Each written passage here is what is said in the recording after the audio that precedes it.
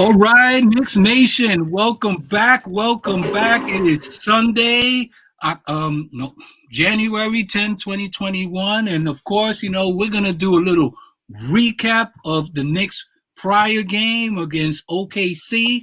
And then, of course, we're going to chop that up a little bit and just give our opinions on what we think, went down during that particular game. And then, of course, eventually we're going to also touch up on today's game. Okay, so I think y'all gotta lower your volume. And then, of course, eventually we're gonna YouTube. Hey, Bill. I think y'all gotta lower your volume. Bill, you got both platforms on at the same time. Okay, there we go. So, and then we're gonna touch it up in terms of chop it up as it relates to tonight's game against Denver, which will be very interesting. So, I want to get this show started. We want to jump into it right away. So, Dream, I want to get your take on, what you thought about the OKC game. Talk to us, brother. All right. First quarter, we did jump out 24-15. The unfortunate part about that, we missed so many shots. It really should have been a 34-15 advantage, which probably would have set us in a better position to carry that through the rest of the game and try to manage a win against them. We really didn't have the shooting going. We talked about the bodies coming back to bite us in the end, the lack of bodies, I should say. And it ended up being that we actually got Noel for a couple of minutes, but he had some blocks in the beginning and, in the first half and stuff like that. But overall, as a stat line, he was kind of rendered inefficient, or ineffective, I should say. So basically, we got through the first quarter. The entire game, I felt like we didn't have any legs. We just lacked a little bit of energy. And that's just, basically a byproduct of playing so many minutes. The 7-man lineup, the 8-man lineup for so many minutes due to injuries. It finally came back to bite us a little bit. They didn't really come in shooting all that great, but they pulled it together. In the end, our team tends to struggle when Randall is off the floor for long periods of time. He's very we're so reliant on him to get us into our offense sometimes and run our offense through him to the rest of the guys, that if he's off or if he gets foul trouble, it really affects us in the long run. And it takes us a little bit to reboot and get the young guys to run it efficiently, he ended up picking up that fourth foul in the third quarter when we were really trying to push to get back in it. At any point in the game, it just wasn't enough. And, the injuries caught up to us. In the end, I want to say the biggest thing was rebounding. Because we didn't even shoot a whole bunch in three-point line that I had thought about. They were going to fire up like 43s. We kept them off the line, primarily. But 62 rebounds to our 48 is not going to win it for us any night. We need to control the rebounding and those second chance points, and their bench killed us. That was the other part of it. So our bench collectively put up 24 points and about 13 rebounds. They had Diallo come off the bench for 23 points and 11 rebounds. Collectively, their whole bench scored 48. So we were never in the game, right? If we didn't come out right away and put that gap on them, like I said, 34-15 in the first quarter, the fact that they out-rebounded us and their bench came in and annihilated us was just bad formulas for a win, and we obviously didn't get anywhere near there. And, it's okay. We'll get back on, playing hard, and it's important that we just play hard in this next game. I don't know what the legs are going to be like again. Denver, we'll get to it, is a whole other beast, and what they did in their last game to prepare for us. But I'll pass it on to you guys. That's a little bit of what I came back from with the game. Bill Stradamus, give us your take on the OKC game. Well, we started off pretty good, and I thought we were going to, do what we were supposed to do and run them out of the building. However, we were both very sloppy. It was a very, very sloppy game in the beginning. And although we were up, we went up maybe, 8, 10 points or whatever, it just wasn't enough. We were up, what did I have? I took some notes here. We were up, 19-10 with 2.5 left in the quarter. Mm-hmm. and he ended the quarter up 9, 24-15. Now, it was ugly shooting by both teams. And as you saw, Tibbs went early by bringing in Noel, quickly, Rivers, and Knox. He brought all of them in the first quarter, and still, it seemed like we were just, I don't know, kind of lethargic. We didn't see an opportunity that we should have taken advantage of. That was a team who had just previously played, and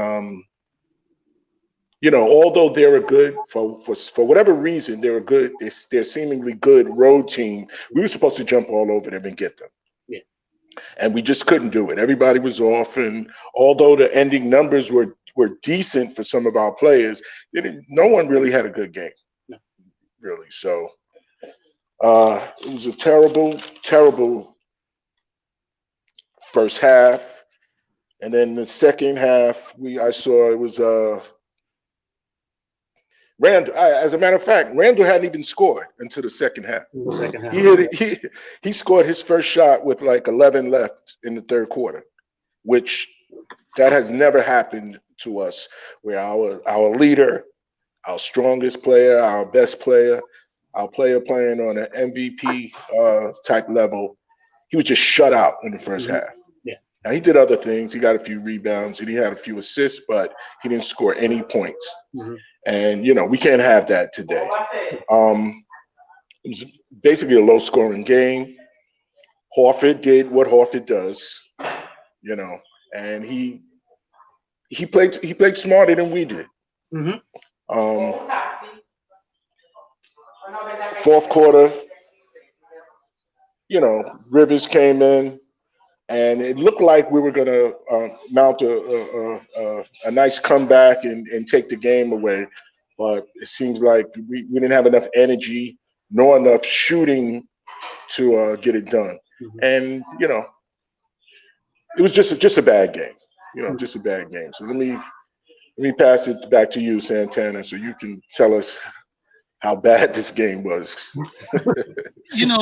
First and foremost, going into this game, my biggest fears were realized. Yeah. And that was a trap game. I saw it. I should have went with my gut on this game because I know that I made a prediction that the Knicks would win. But that was my heart talking and not my mind, because my mind was very clear. This was a trap game. I anticipated this. I've seen this time and time again, not only with this team, but a lot of teams that are, on the verge of becoming good teams or great teams, that they always, play down to their competition or play up to their competition. And that's good when you're playing up to your competition, but when you're playing down to your competition, what that says to me is inconsistency. Mm-hmm. You know what I'm saying? And with a young team like this, you want to develop good habits. As from a coach's perspective, that's one of the biggest challenges. I know when I used to coach, and I never coach in the NBA, but I coached junior high school into high school. And one of the biggest challenges that I had as a coach was making sure that my players were ready to play that game that they're supposed to win. Not necessarily the game that they thought that they had to, measure up to, but the game that they were expected to win. Those were my biggest challenges, not because of the execution or the game plan, but was because the hardest thing to really, get to perform at a high level is getting folks to understand that, their approach has to be even greater against those teams that they're supposed to win than those that they're trying to measure up. When you're trying to measure up, you're going to bring your game because you want to test yourself against the competition or your peers or show them that you're the better player. But when you kind of look at your opponent like, we should beat them, we take them for granted and that kind of stuff, that's when you get caught out there. And that's exactly what happened in this particular game. I was just expecting that the Tibbs factor was going to make a difference, which is, as a coach, he knows that that's very likely, especially with a young team that hasn't created good habits as of yet. They're learning it, but they haven't established those good habits as of yet. And so, maybe I underestimated the human nature, for lack of a better term, which is these young players, and they're gonna go out there and they're gonna take it lightly, and it came out very clearly in that first quarter, even though it was a close first quarter. But I saw their approach wasn't what it needed to be. I saw that their defense wasn't what it needed to be. I saw their offensive approach wasn't what it needed to be, which was let's put our weight on them.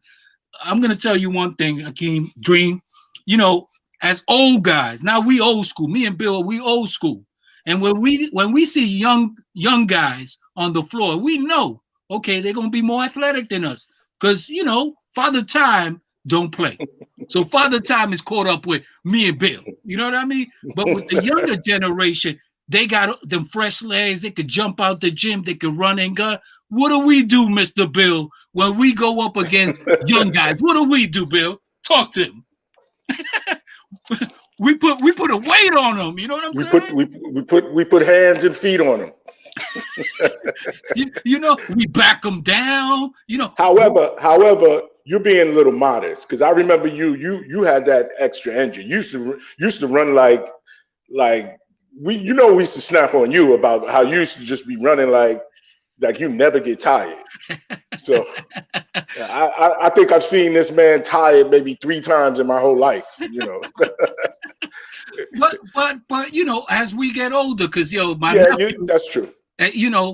My nephew, he was coming up and stuff like that, and I would put my body on him. I wasn't going to try to run with him. Nah. I was going to put my weight on him, let him feel me so that I could wear him out. Because, if you're trying to catch up with these young guys, you're not going to catch up. You're not going to catch up. No, and I saw that with the Knicks. They were sluggish. And, it surprised me that they came out with that approach and that they were sluggish, considering that they had a day off. Unless Tibbs really ran them hard in practice. I don't know because I'm not behind the scenes. But, that's what I saw overall in terms of their approach. Before I even talk about stats, matchups and all of that stuff, I'm looking at the game. Okay, what's their approach going into the game? How are they, attacking? How are they defending? And I mentioned transition defense was going to be key. Okay? Yep. Putting a body on them to slow them down on the offense, making them play defense. And also, if we had all this girth, that stat line, Dream, that you share with us in terms of the rebound differential, I mean, come on, that's just unacceptable. Unacceptable.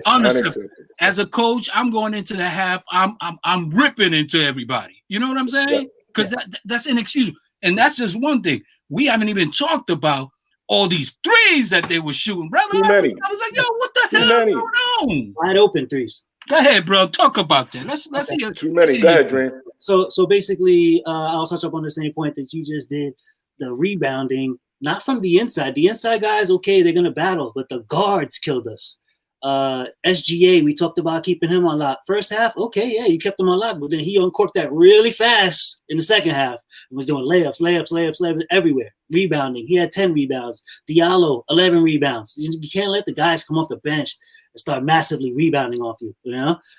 We were short on bodies as it was. We understood that was going to be a problem. So enforcing the physicality that we want to on teams in order to counterbalance some of their speed and athleticism, the problem with that is that we don't physically have the bodies necessarily to do that. We want to, scheme-wise, it makes sense. That's the smartest thing we can do. But body-wise, we just haven't yet. Some of these guys need to come back. We need to explore some trades, that kind of thing. Because in the long run, that's what's going to get us. I mean, we're not looking at making a major push in the playoffs, but I'd like to get in the playoffs and play some of those games. And, but once we get there, those teams are going to be physical. You know how the playoffs are. They change the whole game,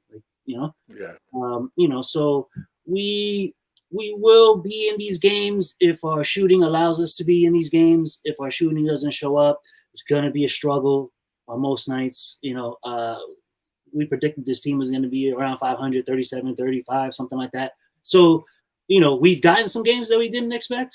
Now we lost one that we didn't expect. So, or that we kind of saw it coming. It's not that we didn't expect it, but we kind of hoped maybe they wouldn't fall into the trap. But this is still a team in transition. It's still a team that's trying to get his feet underneath them because of the injuries. We don't have a full squad. We don't know what that's going to look like. We don't know what proper rest will do for these guys. Right now, they're playing an abundance of minutes. Each of them, all of them, right? 40 minutes. So Robinson was like double the most he played almost his entire career, for a specific night. So, those kind of things, translate in the following game negatively, where if you're off a half second and the other team is not, they're getting to rebounds, and that's exactly what happened. That's how you end up with allowing 62 rebounds, and like I said before, that bench, man, there's no way, like, we went down the whole list of all the names and stuff, but that kind of stuff that never really holds any weight with me, because guys like Diallo, we didn't even mention him, and probably should have, because he's born and raised in Queens. Yep. He was coming home to play, with no guarding pressure. That's the other thing. There's no guarding crowd swaying or affecting the play of either team. If we get going and on a roll, I think like a first quarter crowd for us, if we start these 24-15 type first quarters, they'll keep the team invigorated and going, even with tired legs, But without that, the other team can quickly just shoot their way back into the game. And once they tie it, they realize we got tired legs. They just kept putting pressure in bodies. They shot 15 players against our 15 guys, and we played 7 or 8, I should say, because we got Noel. But, Noel didn't give us much besides the defense. He didn't give us offensively much. Quickly, again, didn't give us offensively that much. Even though they're involved in the game, we need more from those guys, more points. Like we get that they're trying to get back in the flow of things. But, what's going to hurt us is these veteran players that come off the bench and know how to score. We talk about it all the time. Knowing where to be and how to get there on the floor helps your game. And, we had a tough schedule coming in, and we're battling against that. That's fine. I'm okay with it right now. I just wish I would have saw a little bit more, and I'm hoping to get some of these fresh legs back. Mr. Jamis? Yeah. Speaking of Noel gave us, this was his line: no points, no assists, 1 rebound. That was his line. Yeah. And he played 11 minutes. In 11 minutes, he's supposed to get more than that. He played decent defense on particular plays, but that line has to be much better than that. Yeah. Randall had a decent line, although he really didn't have a great game. He had 18, 12, and 7, so almost another triple-double, but it was a bad 18, 12, and 7. Same with Barrett. Barrett had 19, 7, and 2, but if from the eye test, he just didn't have a good game. Yeah. Then what happened is they stopped moving the ball around, like Santana said, too many threes, which we were even communicating during the game, too many threes. And then when we got down, then they turned into hero ball. Then you had, Randall trying to bring us back by himself, and RJ was doing the same thing. Yeah. Knox, all right game. 9 and 4 in 22 minutes. So, decent game. As long as he's playing defense, I can live with his line. Peyton only had 1 assist. Yeah. Peyton had 1 assist. 16 points. He had 6 rebounds with 1 assist. Quickly, he only played 17 minutes, but 3 points, 2 assists. That's not enough again. It's just not enough. Not enough. It's not enough. So I hope they looked at a lot of film. As opposed to being on the court, because they needed a lot of film work yesterday. If they didn't get it, they need that film work, because what we got in front of us today is a different animal. Well, we're gonna touch that, but we're gonna save that. We're gonna save that because we still got to break down this game. Now, I want to talk about a few points that you made, Mr. Jamis, which are the individual players and what they brought to the table and how they produce. First and foremost, in terms of Randall, the reason why he was ineffective in that first half is because he got in foul trouble. The minute he got in foul trouble, he had 2, if not 3 fouls in that first half. Right. And so that took him to the bench. He couldn't perform on the floor because he's sitting on the bench. Now it's a question of who's going to step up and be able to carry the load. Then you had, what's his name? You had R.J. Barrett. I mean, this guy's killing me, man. He's killing me. He's killing me, man. He's got all this talent. He has all this talent in the world. The potential of being a very solid player. But his approach is killing me. Whenever he goes to the basket, I mean, he's trying to float it. He's not using the backboard. No backboard at all. He's coming at an angle trying to do a floater. He's watching Peyton. Of course he's missing. Yeah. Peyton's game is the floater. That's Peyton's game. And even Peyton, when he comes in terms of a floater, he's doing it from right in front of the rim on the floater. Yeah. If he's coming from an angle, he's using the backboard. You understand? RJ ain't doing that. I mean, RJ is just coming to the basket and just throwing it up like, let me hope it goes in. I'm like, no, man, that's the problem. The approach, the square. I hate to cut you off. He played 44 minutes. Yeah. That's 44 minutes of garbage ball. I hate to just put it that way. He was playing like that garbage ball, floaters and hoping that it goes in. You can't play like that. Yeah.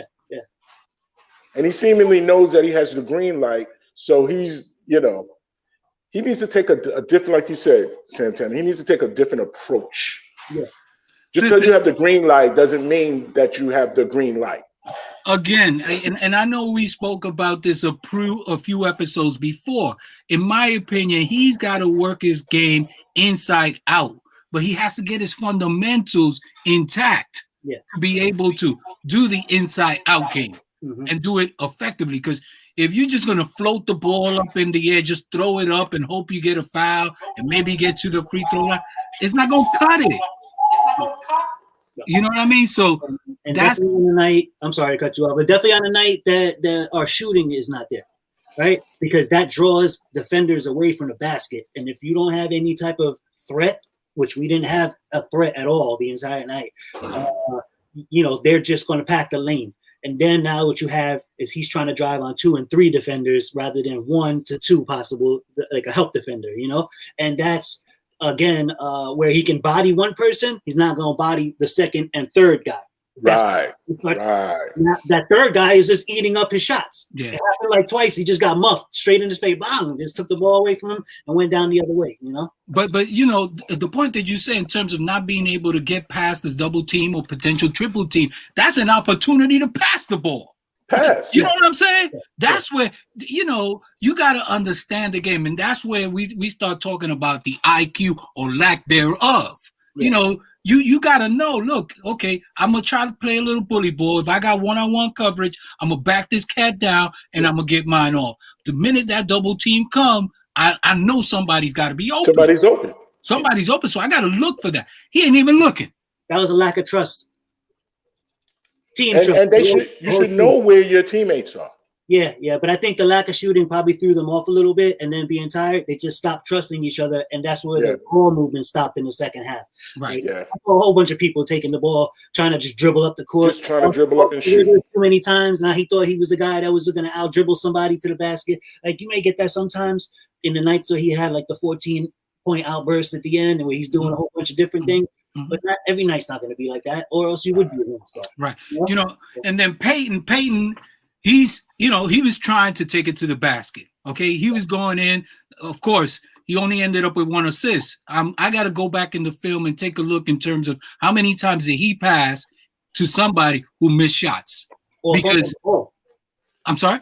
Or fumbled the ball. Right? Exactly. Or fumbled the ball. They turned the ball over. I saw that a couple of times to Robinson down low, where he's trying to grab the ball and it floats out of bounds. Yeah. Those kind of things. I totally agree with you. Exactly. So, when I'm going to look at, okay, how many assists did any given play, even with Julius, he could have potentially had that triple-double, because I'm sure he passed it out a few times and Cat just missed the ball, missed the shots. Yeah. You know what I mean? Now, quickly, okay, he's showing that he's a rookie right now. Yeah. You know what I mean? Because he's coming down, he's trying to do too much, and then he's shooting all out of control. You got to Right. slow down, got to pace himself, got to take good, smart shots. He has great intentions, but he was ineffective. He was ineffective. I think he had won 3, I think. I don't know the stat line right now. Yeah. But the bottom line is, he had 3 was points. just, So that was, yeah, he's just shooting, off the dribble, off balance and stuff like that, trying to do a little too much. And, that's been a couple of games now. It hasn't been an isolated game. So he needs to kind of, okay, let's take a seat back. Let's take a back seat. Let's look at some film. Let's see, how I can get this team going in the right direction, get them off, and then pick my spots as opposed to coming in, trying to shoot, and then get people off. So and then, go ahead. Sorry to cut you. Another thing that he does that he needs to stop doing is he comes in and he tries to show he tries to do this thing where he's drawing the foul and getting the shot off, and the referees are not giving it to him. They're not giving that to him. Yeah. So he needs to temper that and maybe hold that for the crucial situations in a game. He comes in and immediately trying to draw that. He tries to draw the and ones. So he's just throwing the ball up there. Yeah. He's making contact. Well, they're making contact with him. He's getting the call, but they're saying it's on the ground. They're not giving you a shooting, and he keeps continuing to do that. He needs to knock it off with that. He needs to stop, or he needs to look at film and see, okay, they're not giving me this, so let me come in and set everybody else up first before looking for my shot. So, all right. Okay, One of you guys can. It's growing pains, and I'll give them the benefit of the doubt to a certain extent in terms of not knowing how to handle this situation because they haven't been in this situation, and I get that. But as a coach, if you're gonna put a mandate of every single game, we got to bring it. We got to bring the defensive effort at the very least. Okay, offensively, we're going to have off nights. I get that. I understand that. Okay, what we can control on the offensive side of the ball is making good plays. Even if we miss shots, making the right decision. If we miss, we miss. I could live with that. But when we're just, going down court and chucking and stuff like that, I start losing my cool. Captain Hook is pulling people. Man, you out. Yeah. You out. Okay, that kind of thing and stuff like that, and that's something that I'm like, there's a learning curve, and I do expect that as the season goes along, Thibodeau is going to be able to get these kids to really understand. Look, your approach has to be consistent from game 1 to game 72. It has to be consistent to get to the level that we want to get to, whether that's obviously making the playoffs, being a team that people fear, that don't want to deal with us, moving forward. Yeah. Otherwise, if we, take nights off like this, it's going to catch up because these games that we really need to win is only going to position us to make the playoffs. When we have to play against the better teams, that's a 50-50 type of, percentage that we're going to win. That's 50-50. Right. But the games that we're supposed to win, a team like OKC, they're young bucks. And yes, they've been very good on the road, 3-1 and stuff like that. But still, 19-year-olds. You had that center, the 7-footer, man. Yeah. He was cool. He was blocking people's shot. He was hitting 3-pointers and stuff like that. And again, we anticipated that, the unknown. When you're dealing with young players, you don't know their game, that's harder to defend than a guy that you look at a scouting report, this guy likes to go right, he can't go left. Or this guy can take you off the dribble, but he can't shoot a 3. You can prepare for that. But when you're dealing with a young team like this, it's unpredictable. And yes, to a certain extent, you should have the advantage. And you may not know what they bring to the table, but you know what you bring to the table. And if I got body, I'm going to use my body on whoever's defending me. Or if I don't have the body to take that person, and back them down, I'm going to take them off the dribble, or I'm going to pull up on them. But I'm going to figure out a way how to beat my matchup. Yeah. Hopefully within the flow of the offense, within a team concept. You know what I'm saying? That's how you approach it. And I didn't see that. And that speaks to the IQ level. Mm-hmm. We haven't drafted enough players, in my opinion, and this is a conversation I had with Henry in terms of high IQ. The last cat that I remember that the Knicks drafted with high IQ was Mark Jackson. What do you guys think about that? Let me think about that one. I don't know. I have to really think about the last guy. I feel like a high IQ. I do agree that we're lacking multiple players with a high IQ. And when you lose Randall, like we spoke about, who is our high IQ player, that hurts over time. And for an extended period. I don't mean like the normal 5-minute rotational time where he comes back in. You know he's coming back in. All I got to do as a replacement is maintain what we built, right? I don't have to actually build upon it. And now what's happening to some of these guys that are in the regular rotation. I have to say 7 right now because those are the 7, 8 guys really that are just regular. But you know, they were still trying to become solid NBA There's a lot players. of background noise. Right? So we got Quigley still trying to become a solid NBA player. Now trying to become a solid NBA player. Rivers, he's been a solid NBA player. He's the only one that's consistent off the bench, right? So, you know, part of our issue is that we're a little offset ourselves. Like Bullock is not supposed to be starting; it's supposed to be Burks. You know, when we get Burks back, that'll be a solid 2 guard that, you know, we can rely on again to make the proper plays. He's one of those, I don't want to say super high IQ players, but he's not a low IQ player either. He knows where to be on the floor to get a shot. He knows how to help people like push the ball around. You know, I'm gonna not only pass it, but then I'm gonna take off and go set a pick for this other guy and keep the off ball guys moving. You know, and that's important to our offense. We saw a lot, you know, in the last game that didn't really happen. You know, and we struggle. So, you know, as it is, we're only built to withstand so much if we want to stay competitive. And right now, we're right on the edge of that. You know, like we got guys that need to come back. We have some beef inside that needs to come back. We got some shooters on the outside that need to come back. And until they do, you know, we can hope for the best. And like you said, the defense is going to have to carry us, but that relies on the legs. So until we get, you know, full strength, I would say, a semblance of full strength, you know, then, you know, we're just going to have to try to stay in the games the best we can. And off shooting nights are never going to help us. Period. That's it. Bill, I'll go to you in a minute, but one point that you made prior to this current point that you just made that I think makes a difference but speaks to what you're saying right now is you said OKC played 15 players, we played 8. Yeah. You know what I mean? And even when, let's say, the first 8-man rotation for both teams played against each other, that was the opportunity for Tibbs to be able to control the game. Yeah. You know, put your muscle. Now, it can get away from you once you start bringing in other players and other players and other players, and you're still rotating 8. Yeah. Okay, at that point, I could see a separation. But when you're playing that first 8, that should be a wash. Yeah. Because you got guys on this Knicks team that has more experience and you know, they should be able to bring a little bit more to the table, with the exception of course, Al Horford and SGA and even Hill, even though he's over the hill, but he has certain experience that he brings to the table that's helping this young team. Mr. Thomas, give us your thoughts. Oh, you got to unmute your mic, Bill.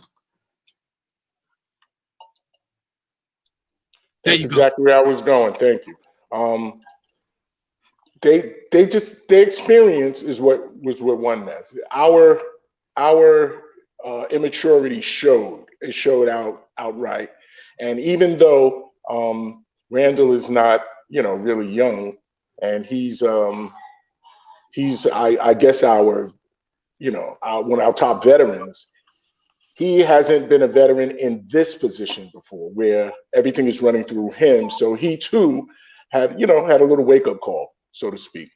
And it's true that he was in foul trouble in that first quarter, which is what kept him out. And when he came back, he tried to win the game, you know, by himself, so to speak. Mm-hmm. And we're not going to be a winning team doing that. No, we're just not. We're a 500 team, and you know, so as Dream stated, you know, we're going to win some, we're going to lose some, and This one we lost, but I was still very disappointed. Mm-hmm. You know, and I know you guys were too, because we were communicating during the game. I was very, very disappointed. Whereas so my cheerleading pom poms, I threw them out the window. Those are out the window, and I was, Listen, I wanted pom-poms, shredded pom-poms. Yeah, man. No more pom poms. They're gonna have to make me go buy some today, this afternoon. Okay. Listen, I was disappointed, but I take it even a step further. I was disgusted, literally disgusted, because for me, it's about approach. Yeah. I can live with, okay, we're not gonna win this game because they outplayed us. They out executed us. Let me just say that they out executed us. But I don't want us to, our teams to be beaten because somebody outplayed us. They gave us more effort. They put out more effort than we do. Yeah. That to me rubs me the wrong way, because you can control effort. Mm-hmm. Right. You can control effort. Yeah. You can control making the right play. Yeah. Or at least trying to make the right play. Now, whether it goes in or not, you can't control that. You hope that, you could get in your zone and stuff like that. But, there's certain things that you got to be able to execute on the floor at the very minimum. If you don't give that, then we're going to have problems. You know what I mean? As a coach, that's the way I look at it. Yeah. And so, I think if there's any silver lining for me in terms of this game is, these cats should be able to learn from this game in terms of their approach moving forward, understanding that you got to play the game at a higher level intellectually, especially when you got young kids, 19-year-olds, outgunning you. Mm-hmm. Oh, come on, man. Really? Yeah, they could be talented, but you've been in the league a few years and stuff like that. You got some experience. Put your weight on them. Yeah, let them feel that experience. Let them learn what it means to be in this league for X amount of years. The next time OKC plays this team, what's going to happen is OKC is going to be feeling themselves. They're going to think, you know what? We beat them the last time. We could beat them again. And they've earned that right. Now, again, that's fool's gold to think that way. And hopefully by then, the Knicks will be smart enough to understand, okay, the last time they beat us because we took them lightly, we're gonna have to take them out. Yeah. We're gonna have to take them out. We're gonna start early. We're gonna put some muscle on them, put the weight on them, and we're gonna control this game from wire to wire. And that's what it takes to win. Yeah. That's what it takes to win. Yeah. So go ahead, brothers. Tell me, anything else you want to talk about this game or the next game. Go ahead. I'm opening it up. You guys take it from there. I just saw Henry momentarily. Yeah, he came in and he came out. He's having problems with his video, so he'll jump in again. I will say, there's some help out there potentially if we wanted to look in the direction of bringing in some help. Some veterans that are out there, and then some big. I'll give you 4. One of them is a blockbuster, and the other, then there's like 2 in the middle, and then a low end type of trade. Real quick, just something. No, quick, don't rush, brother. You flesh this out, man. Right. I want to hear this. This is Peter Vesey back in the day. Let's make that trade. You know what I'm saying? So go ahead, brother. I'll give you the first one, and this will be the blockbuster one. But for me, my personal opinion is that it costs us too much to do this, right? But Bradley Beal is already getting tired of playing with Russell Westbrook, and so he's looking for an out. And what it would cost to get him, and I'll just put out what it would cost to get these guys, and then we can always whether we think it's worth it or not. The problem for him, too much to acquire him, right? Because what they want back is Barrett, DSJ, Knox, and the 4 first-round picks that we have, the ones we got from Dallas and our 2 in 21 and in 23. So that's to just acquire Brad Beal. One guy? One guy. Yeah, that's the problem. All right, so that's the blockbuster one, if we wanted to go in that route. The 2 mid-level trades, Zach LaVine. I thought this was okay because all they're asking for is Dennis Smith Jr., Frank, and the first-round pick. Either one of them. We could decide which ones we want to send them from this year. So that's not a bad addition at the 2. I figured him and Burks could be a nice combo, and then we could slide maybe Bullock over to the 3 position because then we'd be giving up Knox, but then so he'd be coming off behind Barrett. Another one is DeMar DeRozan. Problem with his high contract. We've been bringing in a high dollar contract with him. That's the only problem I see with that. But Knox, DSJ, and first round pick in 21, the Dallas pick, and a second round pick in 22 would get him over here if we wanted to go that type of route. And then a low end trade, which is pretty much an even swap for me, but it does bring in some help at the 2 guard off the bench. Malik Monk in Charlotte for Dennis Smith Jr. just straight up. So I'll kick it back to you guys just to see what your thoughts are on any one of those, or if you need me to repeat some of that information, I will. But those are some potential things I see that are out there that wouldn't hurt our development of our young guys or the progress of the team moving forward this year as far as playoff, hopefully get in there. Mr. Bill, what are your thoughts, Mr. Bill? Of those situations that Dream laid out, I like the Zach LaVine deal the best out of all of those. Zach LaVine is a player. He's a baller.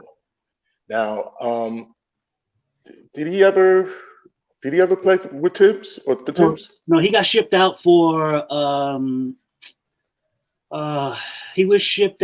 Derrick Rose the year the year Tibbs came in, because he wanted Derrick Rose to play with Jimmy Butler. So he was shipped out in that. So he never actually got to play for him. So we don't know how he would be under him. He's a young player, but he plays both ends of the floor, offense and defense. Right. I like that kid a lot. Now Bradley Beal would be good, but that's another. Giving up the farm for him. I'm not with that. And plus, him would not be enough. Not enough. Yeah. I can see if it was, we give up the farm for, LeBron or AD or someone like that. I can see it, but for Beal, who's but he's an incredible scorer, but that would not be enough for us. Yeah.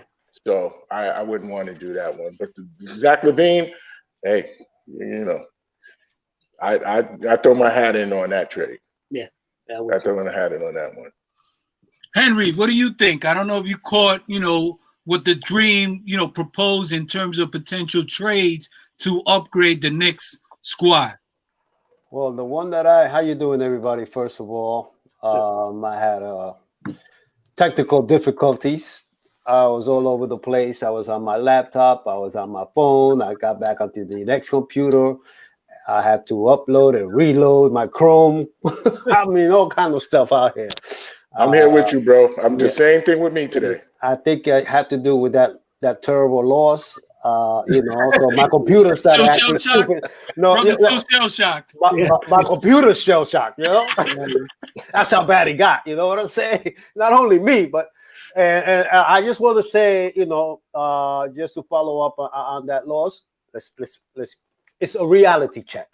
Yeah. Yep. It's a reality check. Put away your pom poms and stop it with the cheerleading. They almost credit him last night. Or Friday. Yeah, because all I'm asking for this, we talk championships and playoffs, and I'm the one that's like throwing water on all of this stuff and dousing the fire, because you can't make any predictions after 8 or 10 games. Okay, we're not who we're gonna be because of 8 or 10 games, but I would like to see 2 wins, 1 loss, 3 wins, 2 losses, more wins than losses. And it's going to be like this. We're going to lose 3 in a row at some point. And what are we going to do then, man? Stay away from sharp objects. Don't cut your wrist on these guys. They're going to put us through that. They're going to give us highs, and they're going to give us lows. And the highs are going to be high, and the lows are going to be low. 101 to 89 to the OKC nameless bunch of guys. And I told you that. I said this was a trap game. They were looking ahead. They weren't playing in the day. And the Dream said, oh, no, they don't have no business playing, thinking about the next game. And all right, for him to say that, and all right for us to say that, but it's their mindset. They have to come to play every day. They're not good enough to take a night off. Yeah. Yeah. And those fouls that they were calling against Quigley in the first 2 or 3 games, they weren't calling now. They weren't calling now. So, and then he started overshooting the basket and bricking and all that kind of stuff. So it was a team effort. They win as a team and they lose as a team. Okay, those 2 fouls in the beginning for Randall, then he couldn't find the right combinations. Everybody else stunk up the whole damn place. Quivers wasn't working anymore. So that being said, expect some tough games ahead. Okay, Hornets are no walk in the park, and I don't even have to say anything about the Nuggets. The Nuggets, didn't they go up against who? The Lakers? Yeah. Okay. So they got to the semifinal game before, and they could have beaten the Lakers too. Had they not been so exhausted from putting, especially their point guard that was hurt in the last couple of games and tired from trying to put up 50 every other game. Anyway, so there's going to be some tough road ahead of us. The Nets are waiting for us on Thursday, I believe. So hold on. Let's not get too ahead. Let's not get too ahead. We're going to talk about Denver. Let me talk about that trade situation. Okay, and then I'm going to introduce Gabe. So okay, the only one that I am opposed to completely, is DeRozan, because I would have to give up Randall. Mm-hmm. And today, after 10 games, after 8 games, 9 games, whatever it is, I'm not ready to give up Randall. Not for DeRozan. DeRozan is more of a head case than Randall is. Randall is a fumbling and bumbling sometimes. but DeRozan, man, he's got his own issues about depression. He came out and he has those issues. So I need a player. I don't need somebody that comes in with mental issues also. So go ahead, take it away. All right, so I want to introduce you guys to Gabe. He's my cousin from my mother's side of the family. So let me just give you a sense of who's in the room, Gabe. So we got the Dream. That's my cousin, my second cousin. My first cousin is Henry number 20. Now, Mr. Jamis, that's one of my colleagues from work, all big-time Knicks fans and stuff like that. And Gabe, right. He's in Washington, D.C. He's a Wizards fan. He's a big Bradley Beal fan. Oh, he's coming to Don't worry. Listen. I got to get his take because I don't know if he heard Akeem's proposed trade. So I'm going to ask Akeem to propose his trade run, and then I want to get Gabe's, perspective on it, and then you could say whatever else you want to say, Gabe. Just let me go to Dream first. No, I heard it. I heard it. You heard it? Oh, yeah. So then go ahead. Then fire away. Talk to us. Yeah, no, I was gonna say I must have came in at the exact right time because we were talking about poaching Bradley Beal off my team right then. But, no, but I mean, man, I personally, I mean, it's because it's him, and they're my team. Like I obviously want to see them hold on to him. I wouldn't hate the trade that you would propose, but I honestly don't think the Knicks would do it. Just because I think, they'd probably, like you said, they'd probably have to give up a lot. I mean, not only like draft picks, but just a lot of like their, the young core that they have right now. So I honestly don't think they would do it. I mean, I'm getting worried about the Wizards right now, considering like Thomas Bryant just tore his ACL. We're 2-8 right now. Like, I don't know. We've just been dropping games, and I remember having this conversation before the season started. I was on the podcast last time. We were talking about how Russell Westbrook would impact the Wizards and how he'd impact Beal. And I mean, more or less, it's we're coming to see like, what myself and what other Wizards fans were worried about, where like Bradley or Russ right now, I mean, he's probably close to averaging a triple-double if he's not, but we're still 2-8. And it's just like we get down early in the game, way too early, second or third quarter, and then we start just completely giving up. And like, we'll try to make a run towards the end of the game, but by then it's just already way too late. Like that's what happened against the Heat. That's what's been happening against most of the teams we've played. I mean, the wins we have really. We beat the Nets, which that's impressive, I guess. Yeah. But like, I mean, the Timberwolves, is the only other one. We dropped 2 against the Bulls, I think. Like it's not pretty right now. So I don't know. I think the team is probably going to be considering, just a rebuild stage for the rest of the season, and I hope that doesn't include trading Bradley Beal. But unfortunately, it might at this point. Actually, I honestly, I don't know if we trade Bradley before we trade Russ. Russell? I don't think we would. Okay. Well, you just got Russ, so I don't know how quickly that would turn around. Yeah. In terms of Bradley Beal, of course, that's your franchise, and Exactly. you would hate to have to trade him away. But if for whatever reason that trade is consummated between the Knicks and the Wizards, you're welcome to join the Wizards. Join the Knicks team here, brother.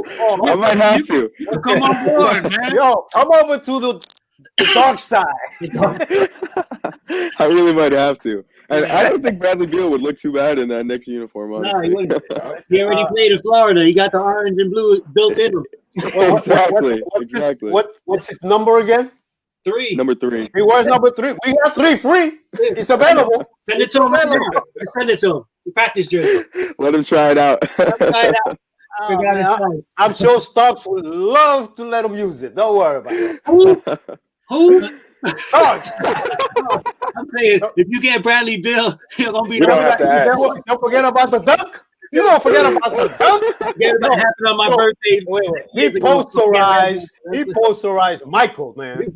Michael, Scotty, He and put Horner. Michael on his poster. Listen, for Bradley Beal, we'll let him wear Stark's jersey himself. He can wear his shorts and his jockstrap. Listen.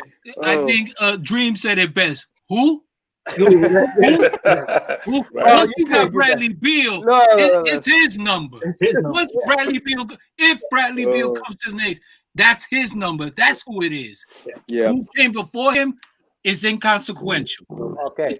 Well, I know we call this show Nick Dreams. Yes. But let's stop dreaming about stuff. Okay? Let's get back to reality here. Hey, listen, we just working the trade proposals that Dream brought up and stuff like that. Of all the different scenarios, I'll say this about that trade in terms of Beal. I think from the Knicks' perspective, and yes, I mean, there's a lot of players, there's a lot of assets that you're giving up in exchange for that. But I don't think that you need to give up as much. Because the reason I say that is Beal's getting paid, I think, almost $40 million? Is that accurate, Gabe? Something like that, yeah. Okay, that's a big nugget of that salary cap. They would love to get rid of that. Yeah, so I think there's a little give and take there. We don't have to give them the whole house. I don't mind giving up players, but I don't want to give them multiple first-round picks. I may give up one first-round pick, a low seed first-round pick, but I don't need to give up 4. Exactly, because what I'm gonna do is, I'm gonna help them, meaning the Wizards, be able to get some cap room relief. Yeah. That's part of the attraction. Yeah, they'll get a couple of players that are expiring contracts. That's another factor. Okay, you're unloading a big contract. You're bringing in new players that have expiring contract, which gives you even more salary cap. That's how I'm selling it. This is my negotiating skills. This is what I do. That's what I'm talking about.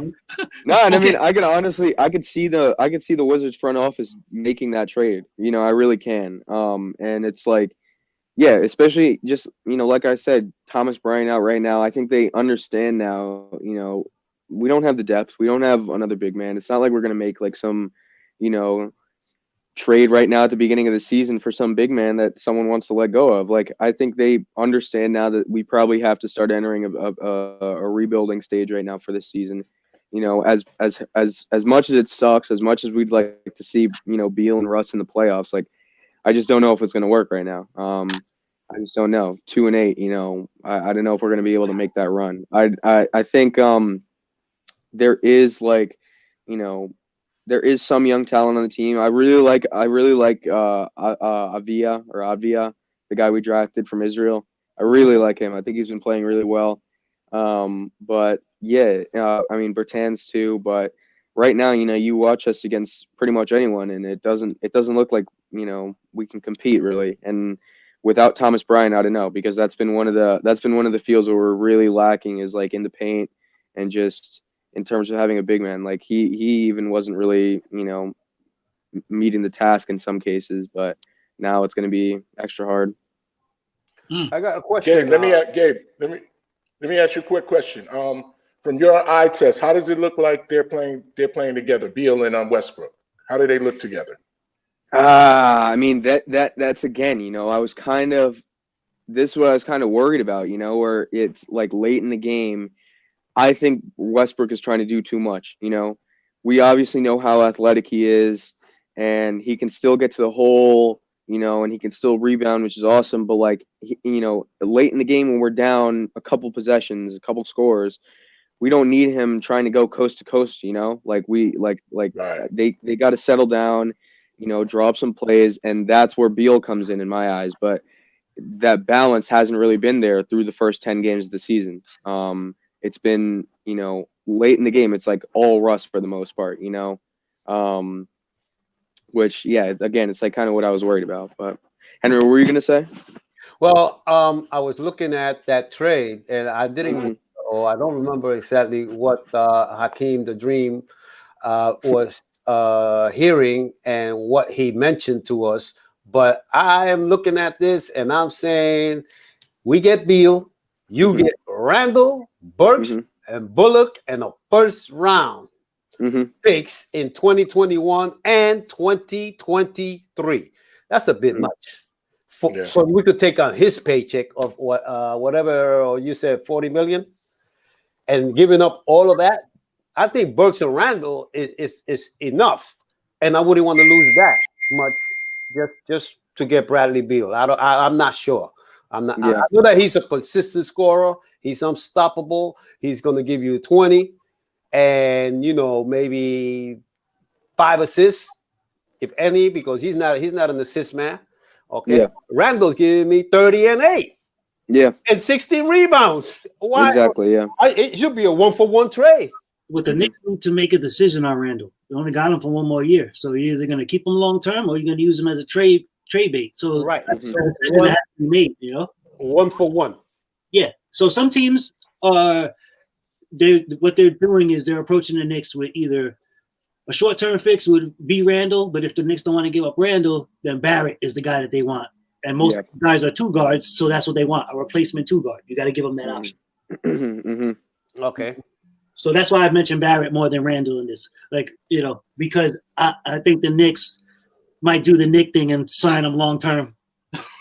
You make that sound like a negative, bro. Randall long-term might be a negative?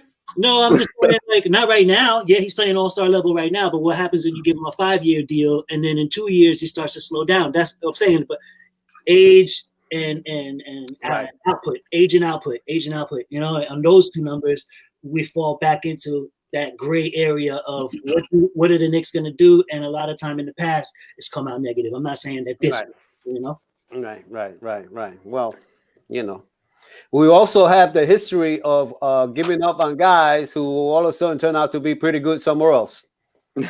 Well, they go to better positions. They go to different places, and all of a sudden, Yeah, you always might have that. That's fine. Right. The thing about that trade, Dream, is I would like to pair him off. I would try to keep Randall. I would flip it with RJ. Yeah, that's why I would flip it with RJ. Yeah, I would. Now I don't know if Gabe will be happy about that in terms of the Wizards and stuff like that. But I would flip it with RJ, because in essence, Beal becomes, if not your first option, he'll be that second option that we could definitely rely on. RJ's not at that level yet. Not yet. RJ has that potential, and he'd be a nice cost-cutting type of transaction for the Wizards. You know what I'm saying? Yeah. Because he's young, he's got potential, and he doesn't cost you a lot of money. Okay. Yeah, that's why I wouldn't be mad. Go ahead, Gabe. That's why I would like that RJ trade because he's young, exactly like you said. Beal's 27 right now, RJ's 20, so and he definitely has a good future ahead of him too. You can just tell when you watch him play. So I wouldn't be too mad at that, but I think the biggest thing they need to address right now is going to be a big man. Like we just need some help down low. You can't. I know it's a different league and stuff, and it's primarily shooting, but I mean you can't win games if you don't have someone who's good for like at least 10, 12 rebounds, who's just sitting down there and kicking the ball back out. Like you just can't. And that's what's happening right now. Bryant was getting. Who's your big man? Bryant. It was Thomas Bryant, and now he's torn ACL. So I didn't even know what we're going to be doing now. I think probably like Bertans is big enough, but they like to have him out on the edge shooting. So I don't know. I think that to me is the biggest question for this team right now, and I think that's probably what they're going to be trying to solve. Over bringing in another guard. Interesting. Well, listen, man. We'll see. I mean, the trading deadline doesn't come, I think, until March 25th. I don't know how early we could start making trades, but this is good talk. This is good things to think about. And of course, now with these different situations, you guys losing your center, of course, they're gonna have to look at, okay, can we improve this team, or do we need to rebuild? What do we need to do? So decisions need to be made. That's for sure. Yeah, definitely. Well, they still got Robin Lopez and Rui Hachimura. I like Rui. I have no idea. I like him too. Yeah. Why we brought in Robin Lopez? He's a defensive guy. Yeah, he's a defensive guy, but I mean, he gets from what I've been watching this season, he's just been getting toasted on the boards. Like it's not even a competition. He wants to wrestle mascots. Exactly. There you go. He's the mascot wrestler. Yeah. You know what? I would take him in that trade. I would add him in that trade. I'll bring him, Beal and Lopez to the Knicks because we could use some bump and grind kind in the team. So we'll take him from you. Because he's not going to cost us a lot. Go ahead. We'll take. He played here before, and he played well for us on the defensive side. And we could use a little muscle behind our centers, Mitch Robinson and Noel, and even the big man Taj Gibson, who's really a power forward. He's not a center. He's 6'10". So he would be playing out of position, trying to back up Mitch and Noel at the center position. But I'll take a Robin Lopez and a Beal. I'll take them. I'll take those cats, and I'll drop you guys RJ Barrett, some cap relief, drop in a Bullock and a first round pick. I'll do that. Yeah, I would do that probably. Woo. Mr. Bill, talk to us, man. What are your thoughts, brother? Like I said, of all of those deals, the only one that I would be down with is the Zach, because we're not giving up. Who would we be giving up? Dream? DSJ, Frank, and a first round pick, our choice. Well, wait. Where are you getting this information from? I'll do my research, man. Oh, because I'm doing some research right now, and I'm saying right now that this particular guy, let me see, this is Knicks Daily, and he's saying that the Wizards would get Randall, Burks, Bullock, and first round picks in 2021 and 2023. Yeah, but we're talking about Zach LaVine now. We're not talking about Brad. Yeah, I'll do that. LaVine. For Zach So LaVine? we'd be giving up, you said DSJ, Frank, and a choice of the first round picks from this upcoming draft. Either Dallas for pick LaVine? or out for LaVine. For Zach LaVine, I would do that. Yeah, LaVine's Zach playing LaVine is like lights out this year. Yeah, he's a proven offensive problem for other cats in the NBA. So that one I would do. And as much as I like Frankie, I like Frank. I've determined this season is when I've stopped taking up for him. I've been doing that. I've been getting killed. I'm on a couple Facebook chats, and I got a close friend of mine. This dude, he just sends me emails not emails. He'll send me texts just to bark on Frank and get at him. And I try to take up for him, but I told him just maybe a couple of weeks ago. I said, I'm done. You win. Yo, You win. I can't keep taking up for Frank. That's a nice trade. Frank, Kevin, Bullock, and the first round pick for Zach LaVine. Yes.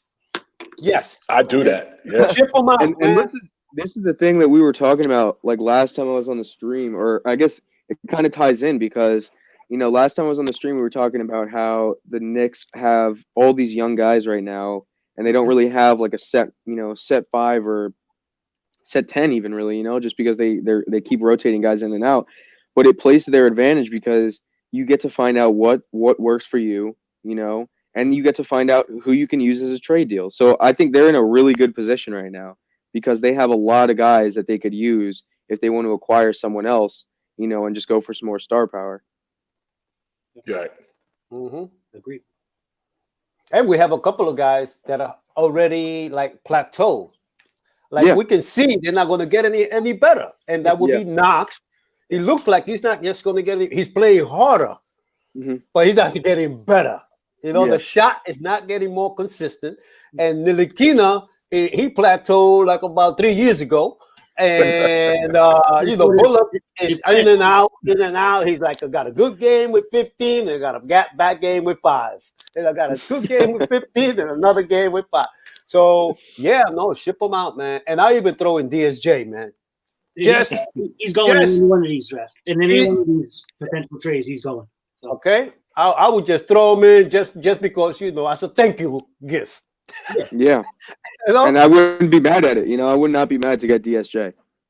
So, but we're talking about the Bulls. Said. The Bulls and That's what we said when he came over here.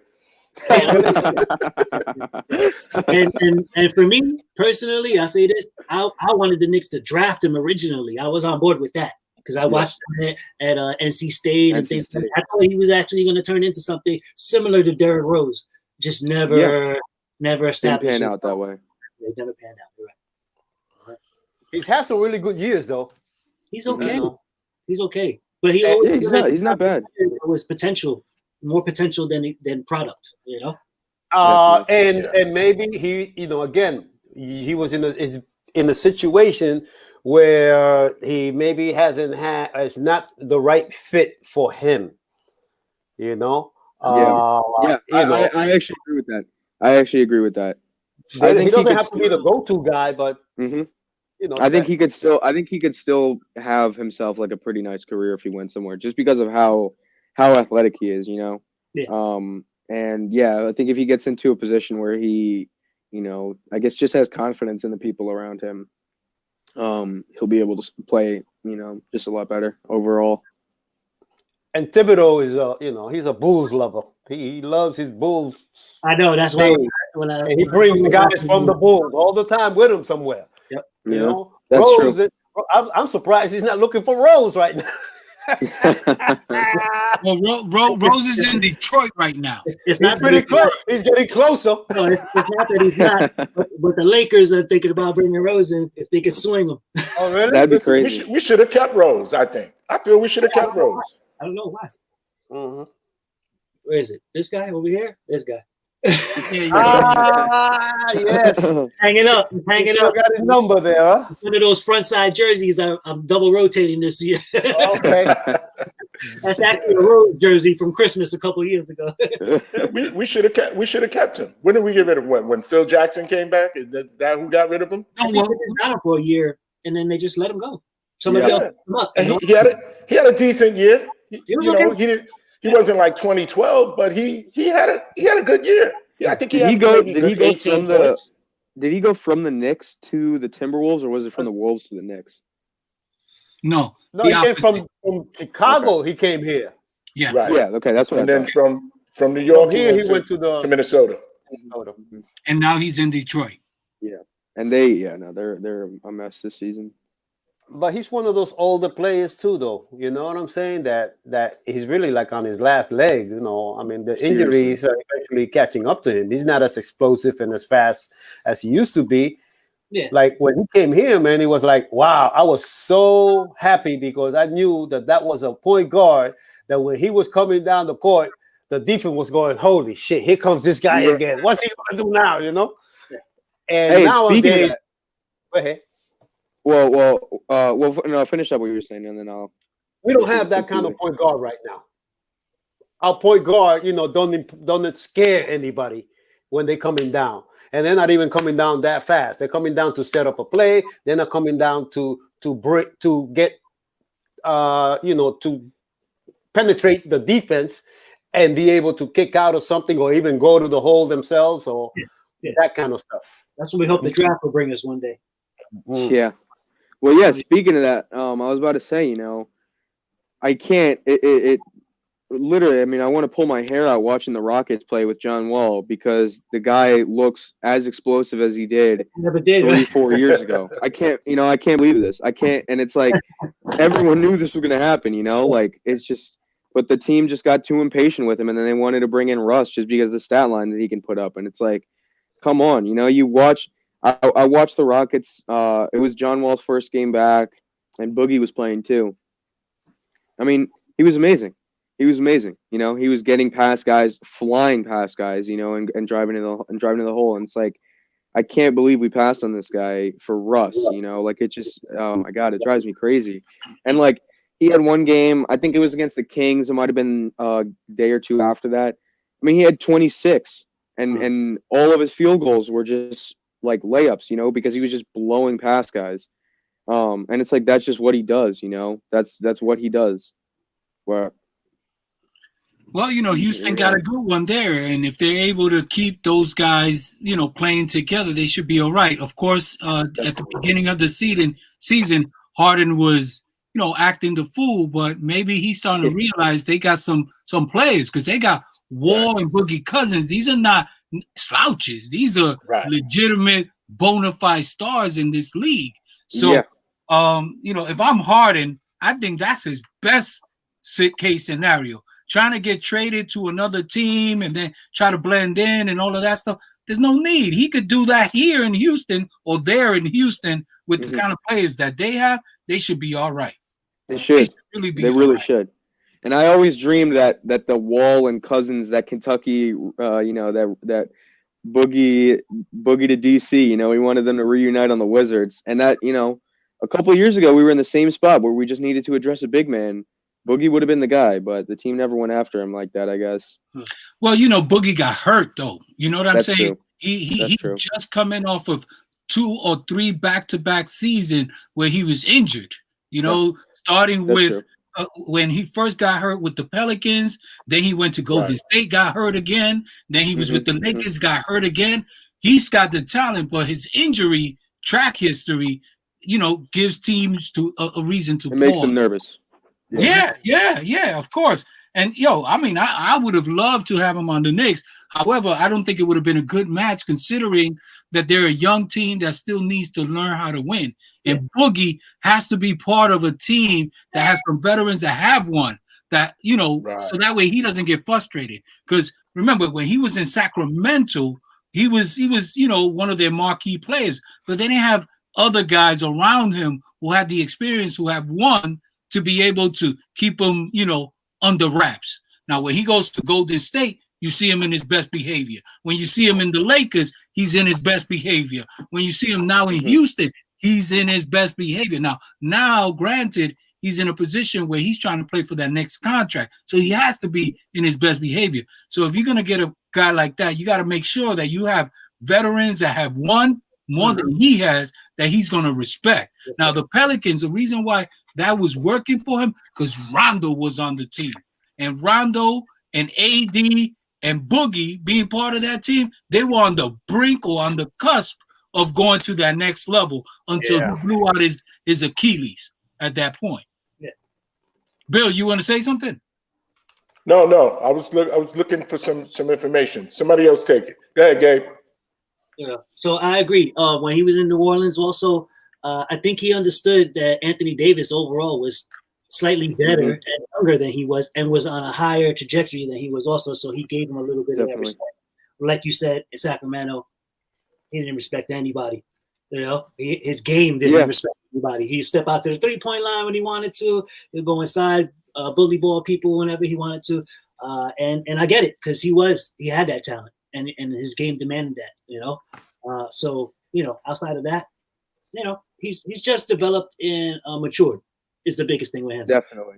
Going to Golden State gave him a chance to be around some All NBA players that are carrying him through the playoffs. That's what he's always wanted, you know.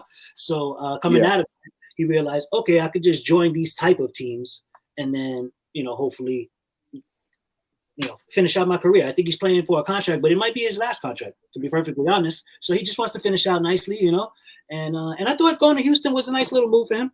You know, yeah, I did too. They rebooted okay. I thought that was a team that all of a sudden they were going to shred the whole team and start off drafting again and hopefully try to get some guys down there.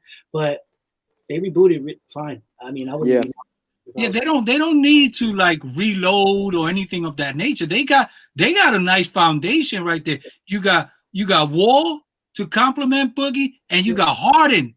I mean, you got 3 guys right there. And then, of course, you got other guys that are complementary players like Gordon. Eric Gordon is a solid perimeter shooter, and then the little small forward that I forget his name. What's his name? Tucker.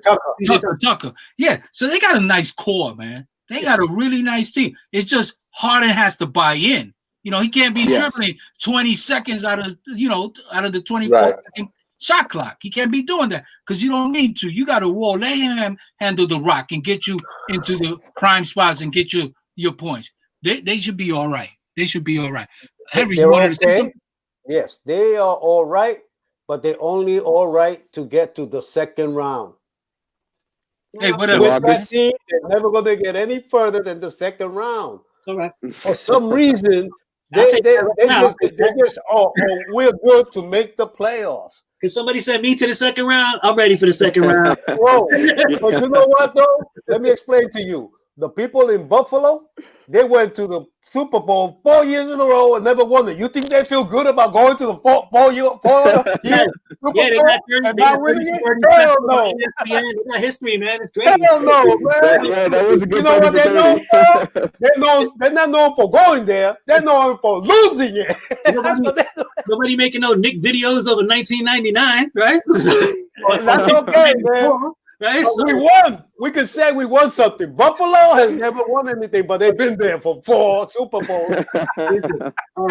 They got an East title, and we need an East title. That's all I say for that. I'm not even a Buffalo fan. I'm a Dolphins fan. We know this. But yeah. So, but I'm saying, just making the point that the Houston is just always the bridesmaid, never the bride. Never the bride. Yeah. So I don't want to be the bridesmaid all the time. That's how I left my high school.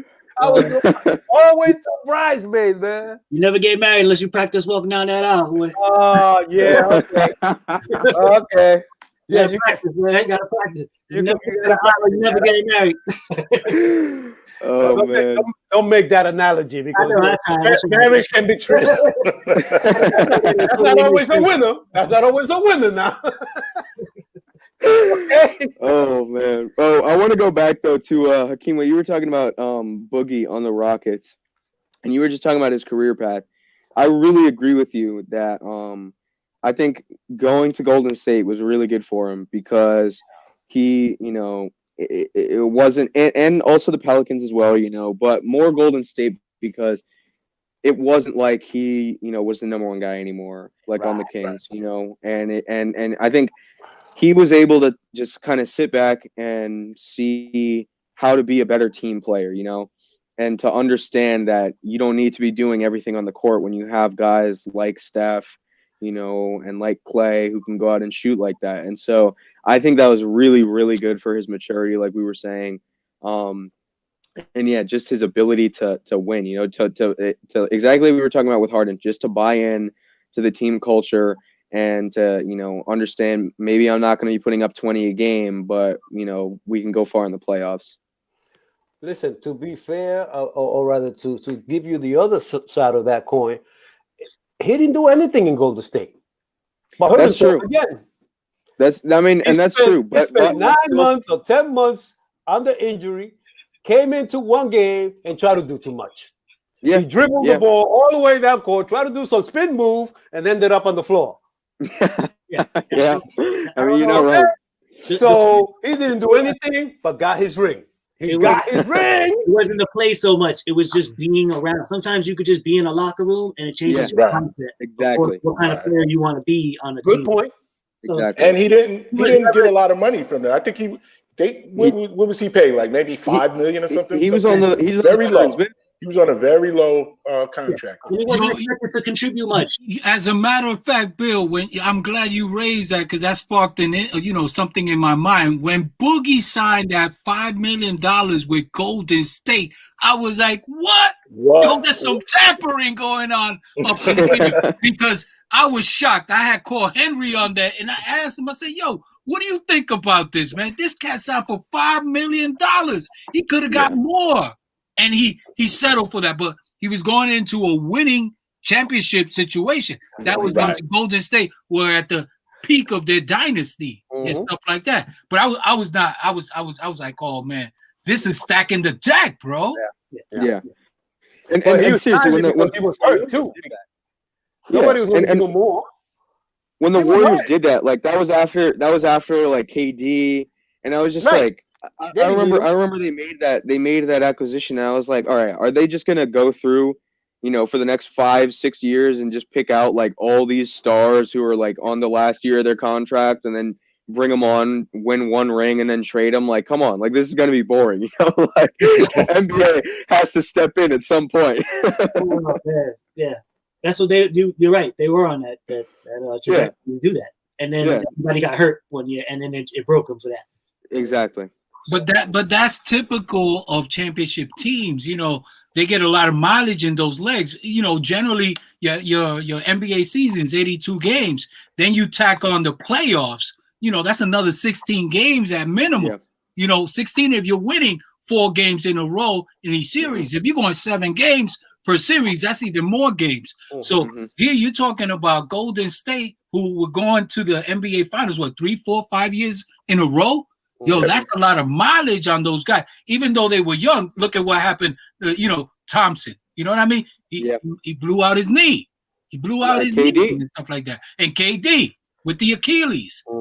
So it catches up. I mean, it's great to have championship team, but it's hard to keep everybody healthy because you're playing 100 games minimum per season, especially if you go back to back to back to back.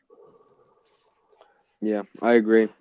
I think that was their problem, as they were trying. I mean, and it's like, at a certain level, you can't really be mad at them because it's like, if it ain't broke, don't fix it. But, that level of play is not going to be sustainable for that long. Exactly like you're saying, when you're playing close to 100 games or over 100 games every season, with with the core that they had, like Clay and Curry and Draymond and then KD, like it just wasn't. Yeah, it wasn't going to be sustainable for too long. So, but they definitely they had a good run, but I think it's going to be a while before they're back. Yeah, for sure. So now we got to transition. We got to transition into tonight's game. Yes, sir. Yes, sir. You got the Knicks against the Denver Nuggets. So it's going to be an interesting night. Who want to take the first crack at it and give us your take?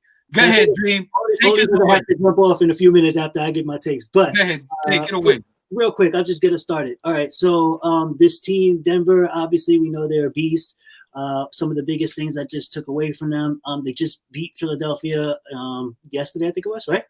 So but that was with like 6 players. Without 6 players, and the other thing that they did in that game in preparation for tonight's game is that they played 15 guys or something like that, right? They sat their starters. They played 15 guys, 20 minutes apiece. So they kept all their guys fresh. So it's not like we're going to have that advantage tonight that we hope to catching teams off back to back. Not going to have that advantage tonight. We're going to rebound or lose big in this game. All right? They had no players who played over 30 minutes. No players. They had they played Joker. Joker, Murray, and Harris played 29. No, I mean, they played 29. Harris played 28. Everybody else, 24, 22, 21. And, So yeah, so we're gonna have but to they didn't face Embiid and anybody big, so they stay fresh. right, nobody big. So their coach managed them very well and walked away and walked out of there with a W. That was great. Yeah. Philadelphia is also number 1 in the East. So right now Denver's record is not putting them high up in the West. They're only like 4-5 or something like that. Right. That's something we need to take a look at. They did just beat the best team in the East, quote unquote. Yeah. Well, no. We cannot quote unquote. They didn't beat the best team in the East because number one side. They did not. If you don't have your full complement of players, then you're not playing the team that has that record. I'll give you that. The team that has that record includes Embiid and the Australian kid, right? Without them two, we can say that that's Philadelphia. Okay. On the floor. So we'll stick with the fresh legs then, because they didn't use the guys up yesterday. So they beat the second unit of the Philadelphia. Yeah, and so we start a second unit. we are the second unit. Our first unit is the second unit in Philadelphia. Is that what you're saying? Yeah. So I worry that if we don't rebound, like I was saying before, that it just might get away from us today. I'm not really worried about that. The game itself, I just want to stay in it. Try to play hard continually, and don't lose anybody. Don't get anybody hurt tonight, anything like that, because they're going to come at us with the same wave, the same 15 players playing a certain amount of minutes each, whatever, blah, blah, blah. Go through the check marks. And that's the same formula that OKC hit us with. Very similarly, a lot of their bench players played, and even if they played 2 or 4 minutes, they contributed 2 or 4 points. And that's the difference between, we talked about it earlier, Noel playing 11 minutes and 0 points. We can't have that disparity. That's not going to work for us at all, because these guys are high-end scorers. That's the other thing we know about Denver. They're not, 15 points for them. They might get that at the free throw line just alone on fouls. Right. So they're gonna have someone, they're liable to have someone go off for like 30, probably. Yeah, 30. Multiple Easy. guys. But I think I honestly think I really like the Knicks' chances tonight, and I think if they can just contain Jokic, that's the key to beating Denver. Murray this season hasn't been too impressive. It's not like bubble Murray, like we were seeing, or like playoff Murray. And I love him too, but it's just he hasn't been playing the same. He hasn't. You can tell. He just he goes cold shooting, and I think he just starts losing confidence, and he starts trying to just pass the ball off, which is understandable. But when you're the number one guy on the team, or you want to be the number one guy on the team like that, then it's at some point you got to have a little confidence, and there's that Kobe Bryant quote about or something, or I think it was. I mean, Kobe just had the mentality, but I think it was the Deion Waiters quote actually about like, if I go 0 for 8, like I'm going to keep shooting or something like that. And I agree with that. I think you honestly do have to have that confidence in yourself and just say, maybe I haven't gotten it going right now, but I will at some point. And the games that I've watched for Denver this season, if you're able to slow down Jokic, Murray's not really able to get it done that much on himself like he was in the bubble and the playoffs. And that's the strategy to beating them right there. Good, Dream. Finish it. Who do you say is going to defend him? Hold on, Henry. Let Dream finish, because I know Dream says he's going to jump off in a few minutes. Okay. Let him finish off. Okay, so obviously we know this is a bad matchup, and this to me is the game that they're looking ahead to. Not in the sense that they're taking Denver lightly, but they're looking ahead to Charlotte on Monday. Tomorrow night. Getting back on the winning track. That's what I worry about tonight. Like, okay, this is an acceptable loss, but don't get blown out. The biggest thing is if it's out of hand at halftime, rest the starters. Just sit them down. Let these young guys play. Take the loss. Eat whatever it's going to be in the second half, because Jokic and Millsap is going to be a beast inside. We've had a lot of these matchups, these strong inside matchups against Robinson and whatchamacallit, and Randall.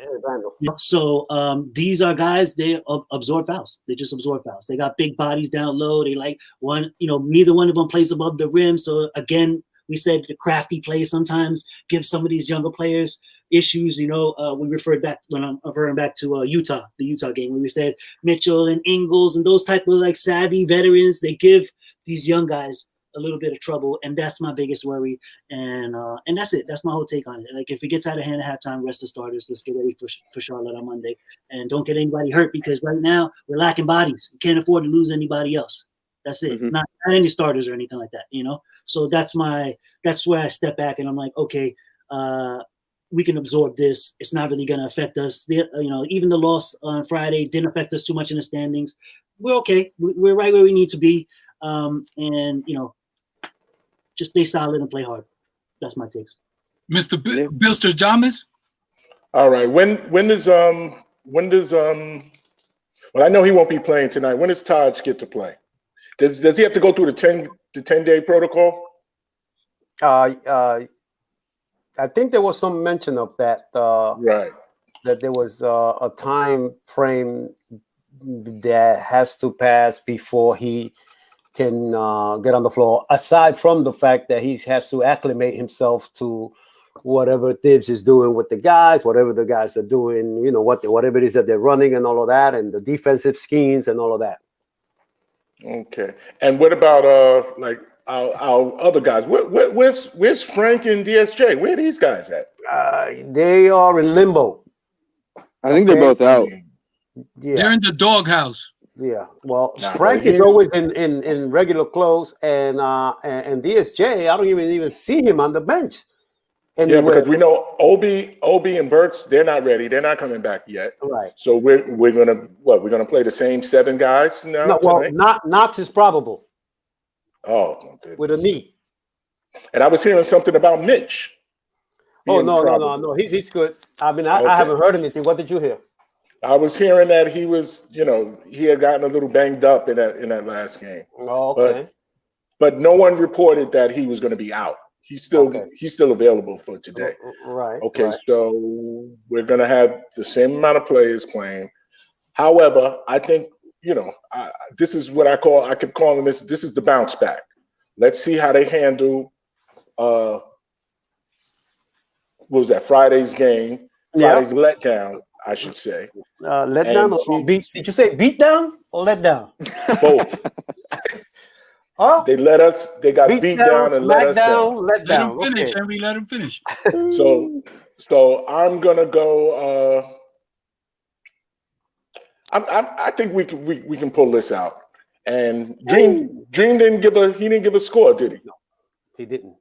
Okay, we're gonna have to get a score out of him before the day's over. But I put down here that I think we're gonna get this one. We'll win by like maybe 3. Let's say 112-109. I'm gonna go with that. I was just thinking 116 to 112 Knicks. 116 to 116, 112. 112. Yeah, go ahead, Gabe. I mean, that's I was looking at that game. I think it could be tough. It could be tough without a couple of guys, but I really think they could pull it off. Like I said, they just got to shut down Jokic. That's the biggest factor with Denver right now. He's he's a monster on the glass, and he's also good to give you over 25 on a good night easily. Yeah.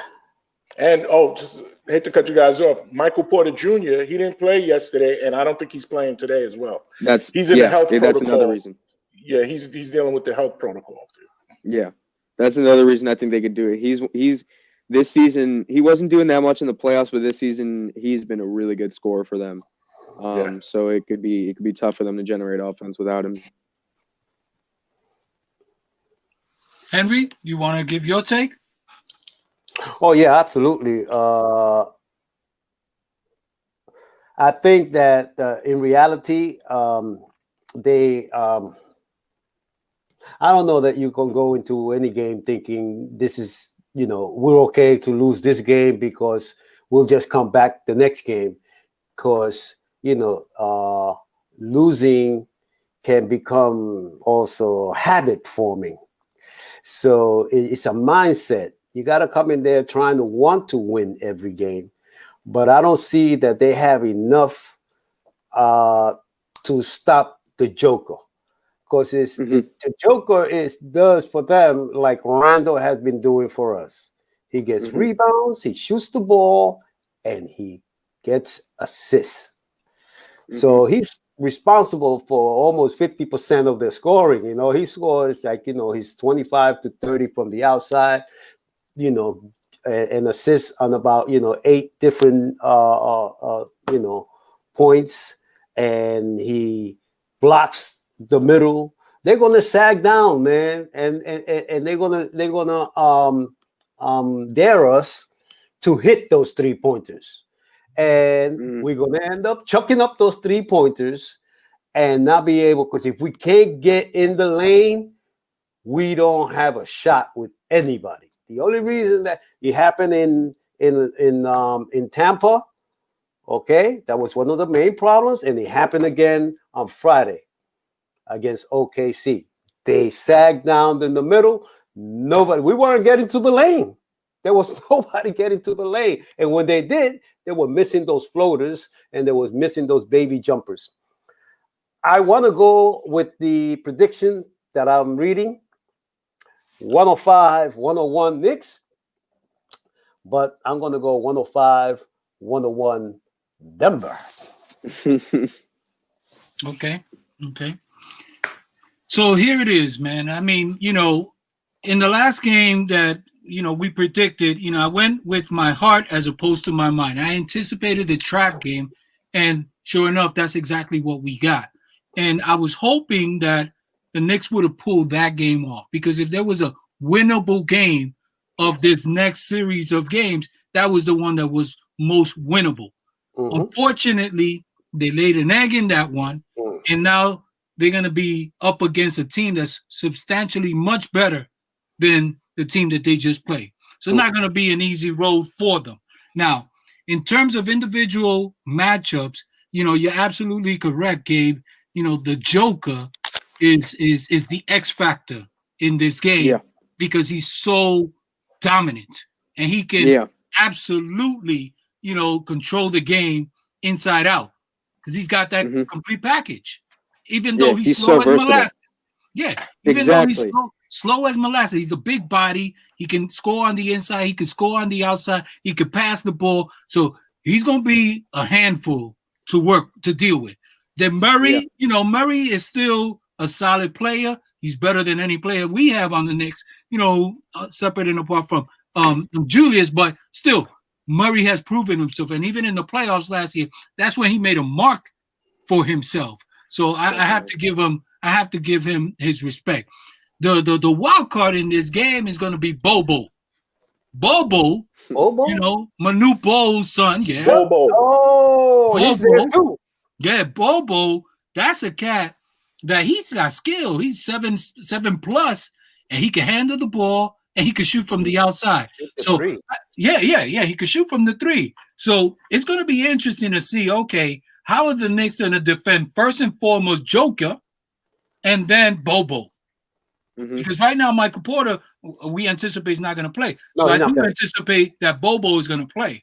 So the question is, okay, you're going to have Mitch Robinson. You're going to have Noel, hopefully. Hopefully, I don't know if you're going to have Taj. How are they going to defend the center position? Because you're dealing with Joker and you're dealing with Bobo. And those two guys, I think they're very solid in their own ways. Okay? Yeah. And Bobo has another year of experience. And Denver overall is a solid team. This is a Western Conference Finals team. Yeah. They went up against the Lakers and they show well. They show well. And they're very good defensively. So and they're coached well. They're coached well. They're good defensively. Now it's a matter of the Knicks being able to, again, this is a team that's better than the Knicks, and I'm going to say it. They're better than the Knicks. Now, the Knicks most likely are going to try to measure up to their level to try to compete. And, of course, they're going to try to make up for the stinker that they had against OKC. That being said, I'm going to go with my brain. I'm not going to go with my heart or my lips like I did against OKC. Okay. In this game in particular, I have to give Denver the edge. And as a result of that, I expect Denver to score 105 and the Knicks to score 95. Okay. Wow. Okay.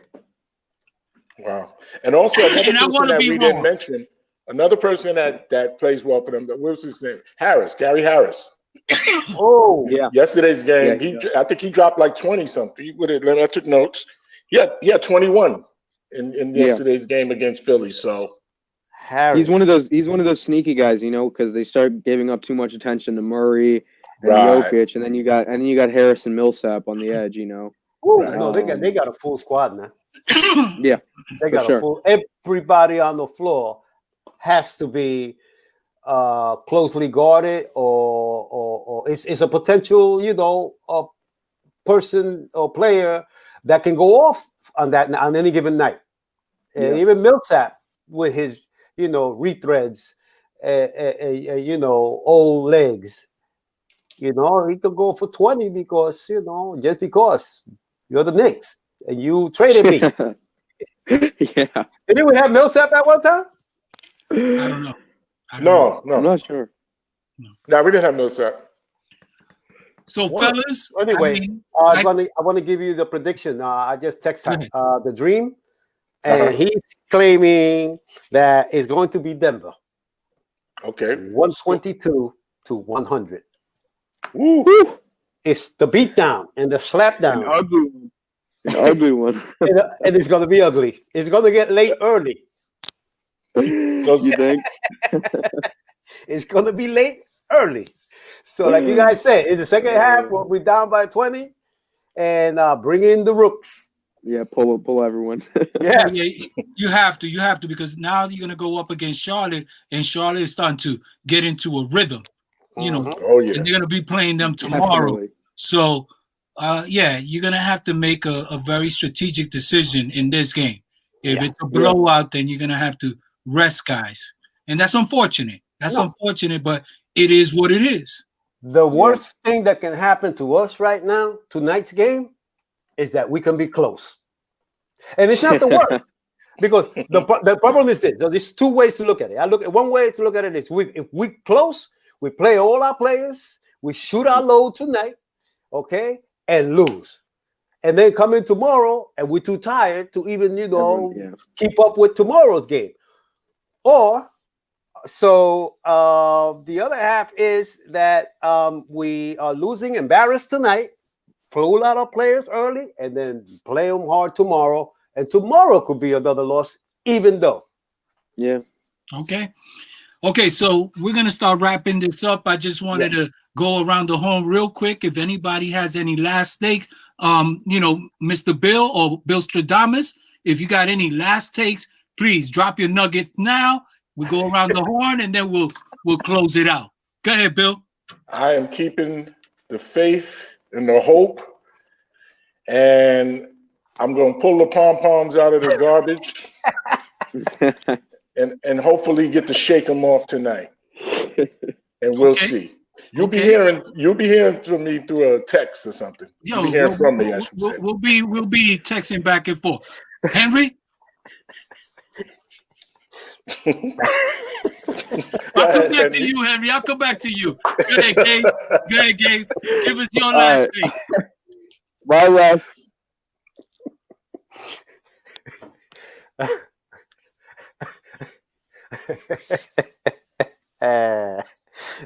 What happened to Gabe? Where's Gabe? He's frozen. Gabe froze. He froze out. Bill Stradamus. What happened? You froze, Gabe. You got me cracking up over here about shaking off the pom-poms. Oh, here we go. I need to be able to shake them a bit. Go ahead, Gabe. We lost you, Gabe. So, we lost you. Yeah, just to wrap it up. I know we were talking about this. I talked about this with Henry the last time I was on, but one team that I've really loved watching this year has been the Kings. And they were, they're a team that has been, I feel like, on the cusp for a while. They're just starting now to figure it out with their young guys. But I really loved watching the Kings this year. I think they have a chance to do some damage in the Western Conference, if not this year, in the very near future.